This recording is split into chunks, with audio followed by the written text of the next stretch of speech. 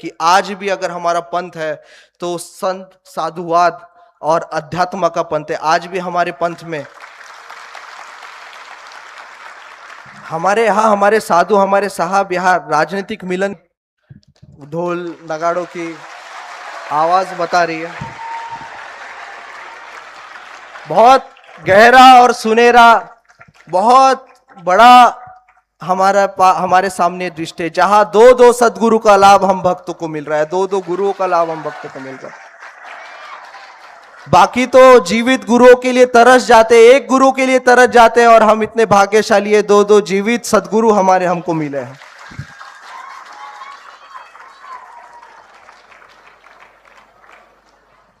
ठीक, तो आगे बढ़ते हैं।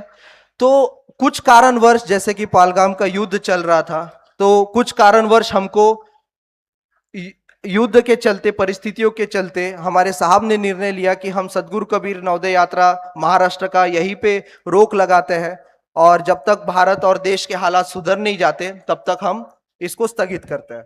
फिर उसके बाद हम वापस आए।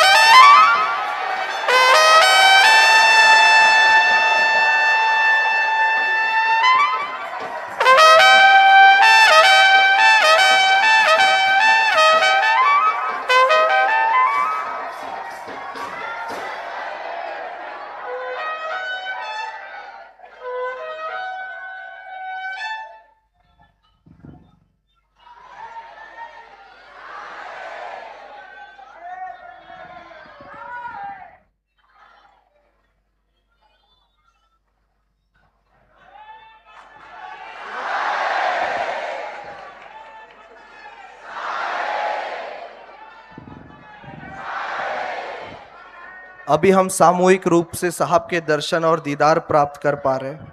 अभी सभी लोग आरती के लिए, सामूहिक आरती के लिए अपनी दृष्टि साहब के चरणों में लगाइए, अपनी सुरती साहब में। विनती मोरी बल जाऊं विलम ना कीजिए, गुरु नैन भर भर रहते रो, निस में नेह न छाड़िए, गुरु ये बंदी छोड़ता है, अब की बंद छुड़ाइए, विविध विध तन भयो व्याकुल, बिन देखे अब ना रहूं, तपत तन में उठत ज्वाला, कठिन दुख कैसे सहूं, गुण अवगुण अपराध क्षमा करो, अग्न पतित विसारिये, या विनती है धर्मदास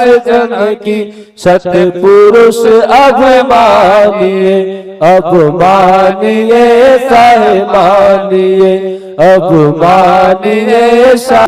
पुरुष मुनिंद्र करुणामय कबीर, सुरतियोग संतानंदनी धर्मदास, वचन वंश चूड़ामणि नाम, सुदर्शन नाम, कुलपति नाम, प्रमोद गुरुवाला पीर नाम, केवल नाम, अमोल नाम, सुरति सनही नाम, हक नाम, पाक नाम, प्रगट नाम, धीरज नाम, उग्र नाम, दया नाम, पंत श्री हुजूर ग्रंथ मुनि नाम साहब, पंत श्री हुजूर प्रकाश मुनि नाम साहब, पंत श्री हुजूर नवदित वंशाचार्य हुजूर उदित मुनि नाम साहब, चार गुरु वंश 42 के पावन चरण कमलों में शाहे बंदगी साय, परम पूज्य गुरु गोस्वामी डॉक्टर भानु प्रताप साहब के पावन चरण कमलों में शाहे बंदगी साय, तीनों माता साहिबाओं के पावन चरण कमलों में शाहे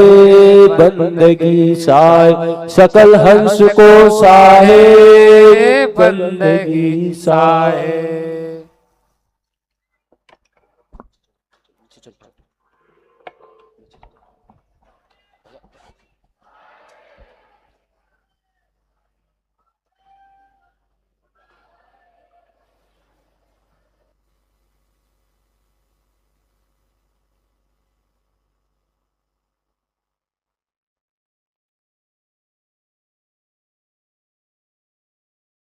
देश में गई और जो हमारे भारत का मध्य है उसको सत्यमय सद्गुरुमय कर दिया। आगे सद्गुरु कबीर नवोदय यात्रा मध्य प्रदेश के पश्चात एक और कबीर पंथ में एक ऐतिहासिक घटना होती है, वो है सद्गुरु कबीर गुरुकुल का उद्घाटन। 10 जुलाई गुरु पूर्णिमा गुरुवार के दिन गुरुदेव पंच श्री हुजूर उदित मुनि नाम साहब द्वारा परम पूज्य पंच श्री हुजूर प्रकाश मुनि नाम साहब के आशीर्वाद से हमारे केडीवी मिशन के प्रथम गुरुकुल सदगुरु कबीर गुरुकुल का उद्घाटन हुआ और एक नया इतिहास की धारा इस मिशन में हमने सभी भक्तों के सामने रखी। यह सदगुरु कबीर गुरुकुल एक किताब प्राप्त की।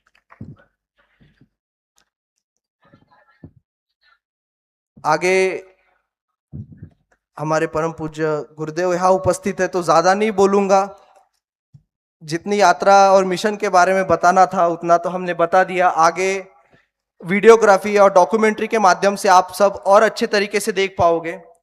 और एक चीज का उद्घाटन जो आज हम केडीवी मिशन के माध्यम से कर रहे हैं, आप लोग जानते हैं एक चीज का दृष्टि पत्रिका दृष्टि गांव गांव का उद्घाटन आज हुआ है और एक उद्घाटन आज हो रहा है। आप लोग जानते हैं,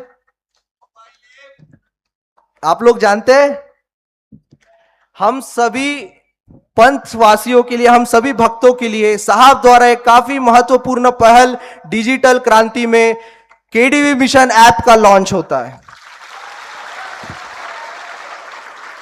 आज केडीवी मिशन द्वारा केडीवी ऐप का हम लॉन्च करेंगे, जिस ये काफी महत्वपूर्ण पहल है। हम जैसे देखते हैं, हम सोशल मीडिया इंस्टाग्राम फेसबुक चलाते हैं तो काफी कम संख्या में हमारे पंथ के जो अधिकृत, हमारे पंथ का जो अधिकृत ज्ञान है, जो मूल ज्ञान है, जो कभी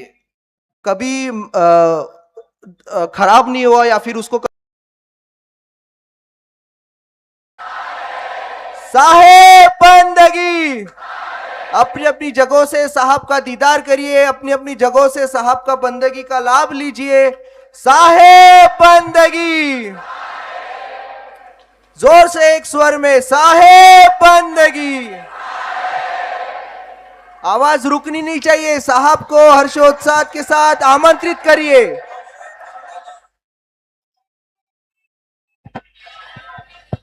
साहेब बंदगी, पंच श्री हुजूर प्रकाश मुनि नाम साहब के चरणों में साहेब बंदगी, साहेब बंदगी, साहेब बंदगी।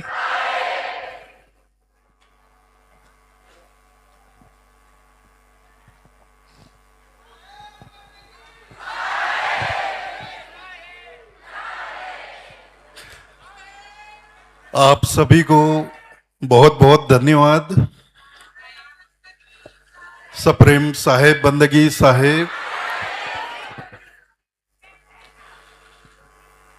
बहुत ही हर्ष की बात है कि हमारे कबीर पंथ में हमारे नवोदित वंशाचार्य उदित मुनि नाम साहब के द्वारा कुछ नए प्रयोग किए जा रहे हैं और 2 वर्षों में ही उनके ये प्रयोग कबीर पंथ के लिए बड़े सार्थक होते नजर आ रहे हैं।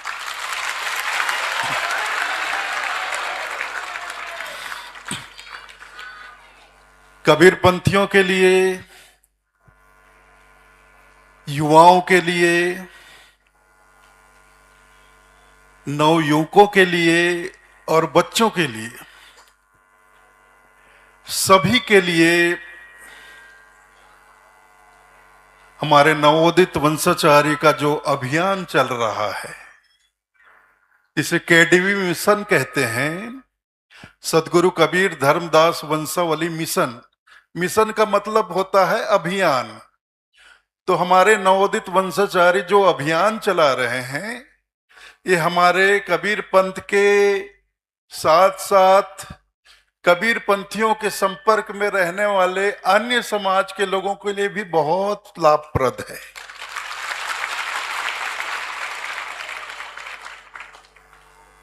एक दूसरे को देखकर ही सीखने की परंपरा है मानव समाज में। मानव दूसरे मानव को देखकर बहुत कुछ सीखता है।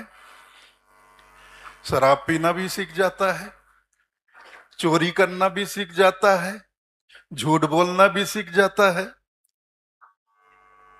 लड़ाई झगड़ा करना सीख जाता है। तो ऐसी बुरी चीजों को सीख जाता है तो अच्छी चीजें क्यों नहीं सीखेगा।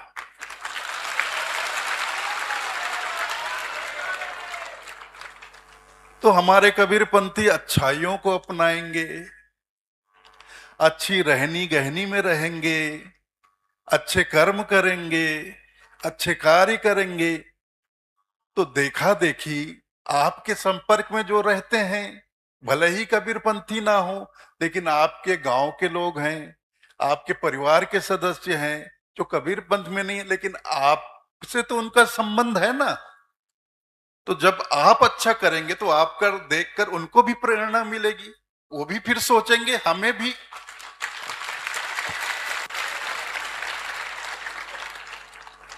तो ये केडीवी मिशन ऐसा मत समझिए कि बच्चों के लिए है, ये संपूर्ण मानव समाज के लिए है। ये सिर्फ कबीरपंथ के लिए भी नहीं है, ये मानव समाज के लिए है, चाहे वो किसी भी पंथ में हो, कबीर पंथ में हो या दूसरे पंथ में हो, किसी भी धर्म का हो, किसी भी समाज का हो, किसी भी वर्ग का हो। कबीर पंथ में ये सब चीजें नहीं देखी जाती है। इतने सारे लोग आप लोग आए हो, मेले में तो लाखों में आते हो,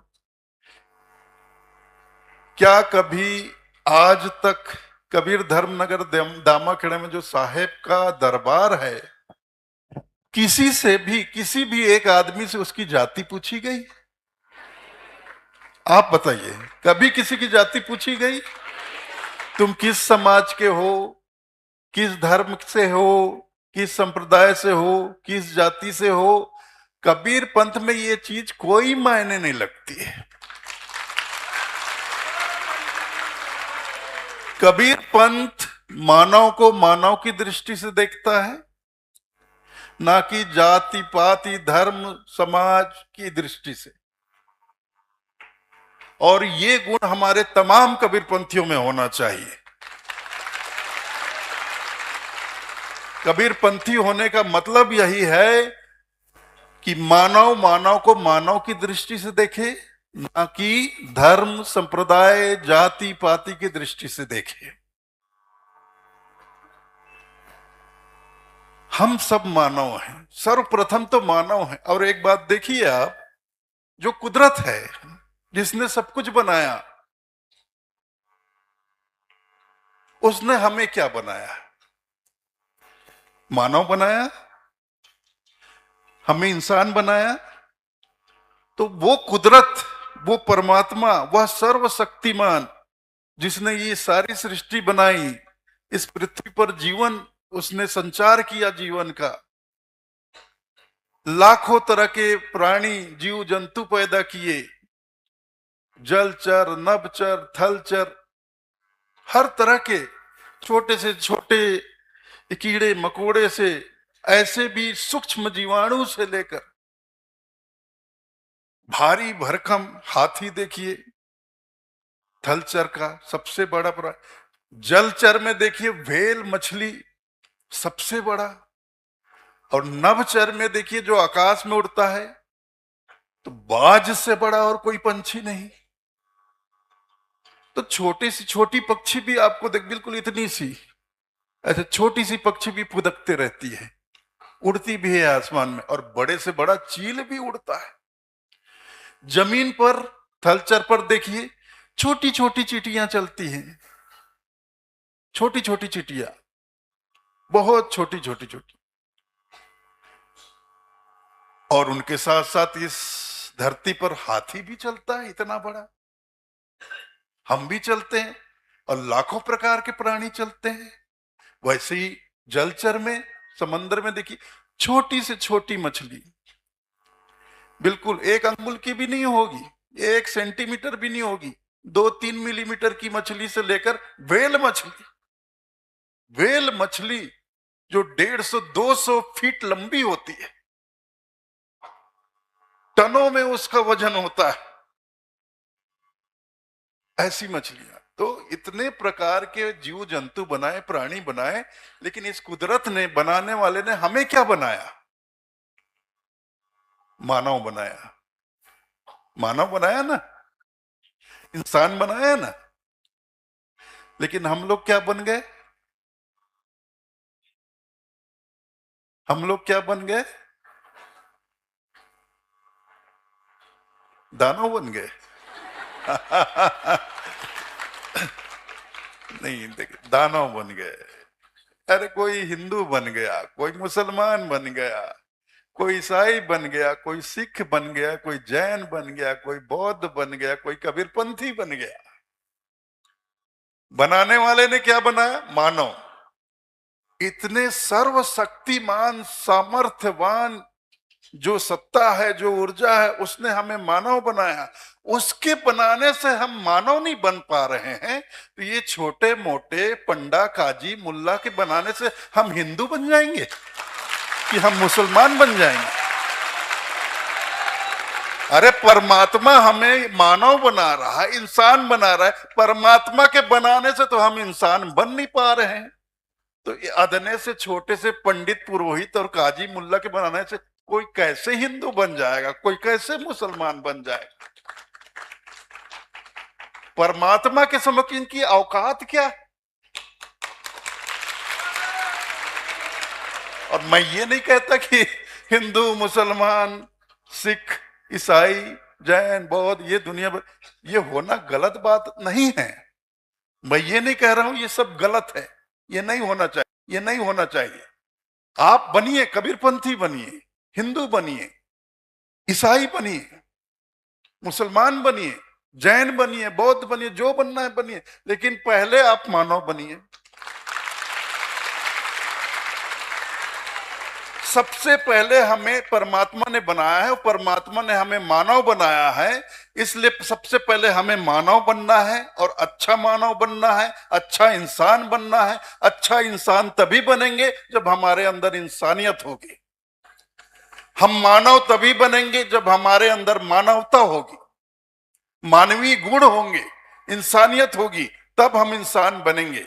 और अच्छा इंसान बनना है। जब तक हम अच्छे इंसान नहीं बन जाते, जब तक हम अच्छे मानव नहीं बन जाते, चरित्रवान, धर्मपरायण, जिम्मेदार, एक अच्छे इंसान नहीं बन जाते हैं, तो हम एक अच्छे कबीरपंथी कैसे बनेंगे? हम एक अच्छे हिंदू कैसे बनेंगे? एक अच्छा मुसलमान कैसे बनेंगे? अगर हम ही बिगड़े हुए हैं, हम अच्छे इंसान नहीं बने, तो हम कुछ भी अच्छा नहीं बन सकते।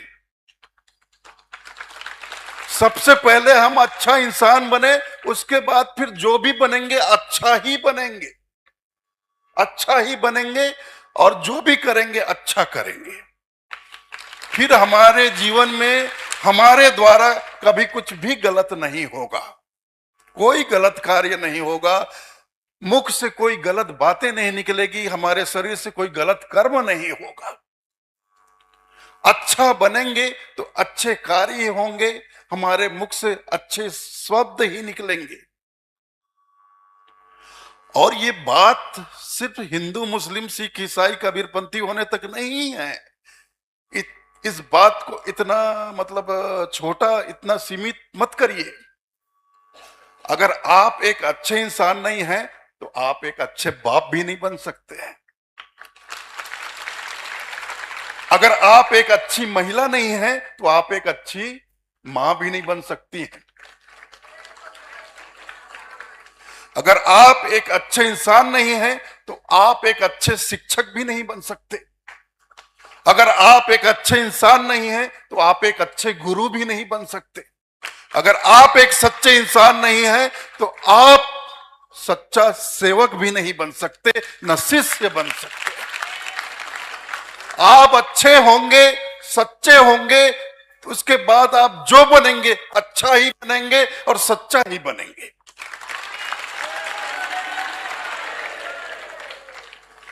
समझ रहे हो मेरी बात? ये सब ऊपर जा रहा है।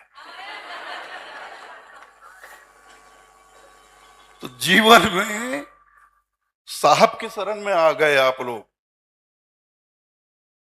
वो सदगुरु, कबीर ऐसा सदगुरु मिला, जासे रहिए लाग, सब जग तो शीतल भया, मिटी अपनी आग।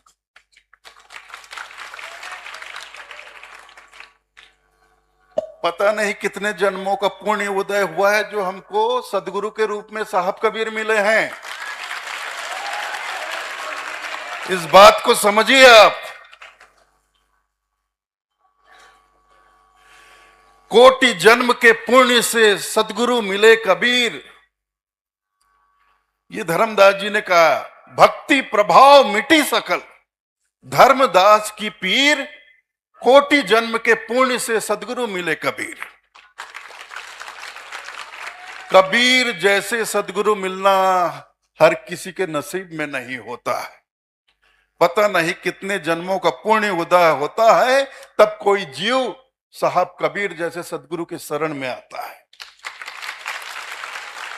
और सदगुरु के शरण में आकर भी अगर हम नहीं सुधरते हैं, अपने आप को नहीं संभालते हैं, अपने आप को नहीं सुधारते हैं, तो इससे बड़ा दुर्भाग्य हमारे जीवन में और कुछ नहीं हो सकता, कुछ नहीं हो सकता।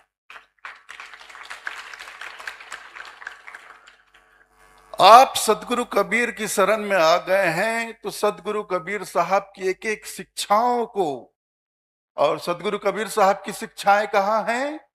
उनके वाणी वचनों में है, उनके दोहे साखियों में है, उनकी पद और रमैनियों में है, उनके शब्दों में है। तो अपने सदगुरु के वाणी वचनों को आप लोग पढ़िए, सुनिए, सुनाइए दूसरों को भी, खुद भी सुनिए, दूसरों को भी सुनाइए। और सिर्फ सुनिए सुनाइए नहीं, कुछ अमल भी करिए, चिंतन और मनन भी करिए, सोचिए और विचारिए। विचार, मनुष्य के जीवन में विचार से बड़ा और कुछ नहीं है। कबीर नाम सबसे बड़ा, कबीर नाम सबसे बड़ा विचार। यथा नाम गुण है तथा जानेगा जाननहार।